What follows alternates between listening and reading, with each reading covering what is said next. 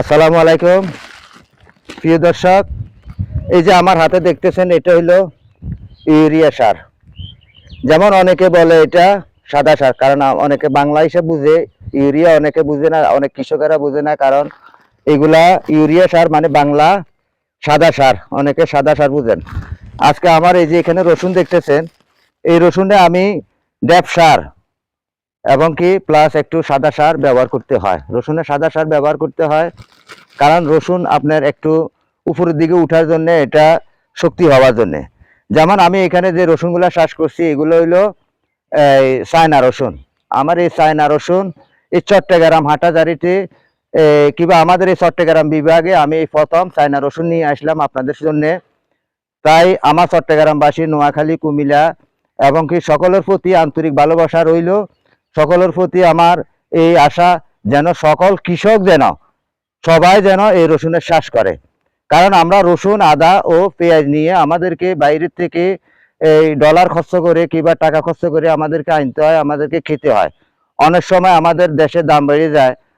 আমাদের শুধু একটাই প্রবলেম, আমাদের রসুন, পেঁয়াজ, আদা এইটাই মশলা জাতীয় পণ্যগুলাই আমাদের বেশি প্রয়োজন হয়। আজকে আমার পাশে আমার একজন এই আঙ্কেল আসছে, উনি আমার এখান থেকে জানার জন্য, তাই আমি ওনার সাথে একটু কথা বলবো। আসসালামু আলাইকুম। ওয়ালাইকুম আসসালাম। তো আপনি, আমার এই আঙ্কেল আসছে এখানে, প্রিয় দর্শক, উনি আসছে যে উনি ভবিষ্যতে রসুনের চাষ করবে। তাহলে রসুনের চাষ করলে উনার এই জমিনে কি কি প্রয়োগ করতে হবে, কি কি ইয়ে করতে হবে, উনি আশাবাদী। তো আমি মনে করি যে এই যে আমি যে এখানে রসুনের চাষ করলাম, আপনার কাছে কি লাগতেছে, কি মনে হয়? হ্যাঁ, আলহামদুলিল্লাহ হবে।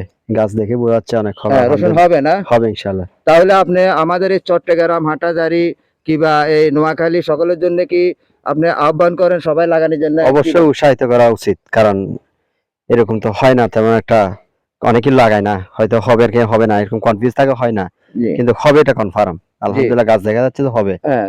তাহলে প্রিয় দর্শক, এই যে দেখেন আমার এখানে রসুনের গাছ যেভাবে মোটা হচ্ছে, যেভাবে এটা গ্রো হচ্ছে, এইভাবে রসুন যদি আপনারা সবাই যদি লাগান, এবং কি উনিও আমার এটা দেখে উৎসাহ হচ্ছে, আরো আমার কাছে মানুষ আসতেছে।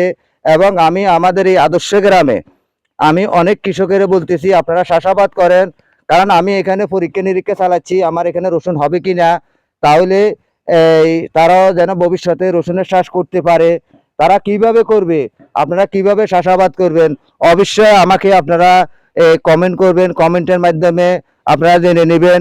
এবং প্লাস আপনারা আমার কাছে অনেকে আসবেন, আইসা আপনারা জেনে নেবেন এইভাবে রসুন কিভাবে হয় আমাদের এই। তাইলে আমি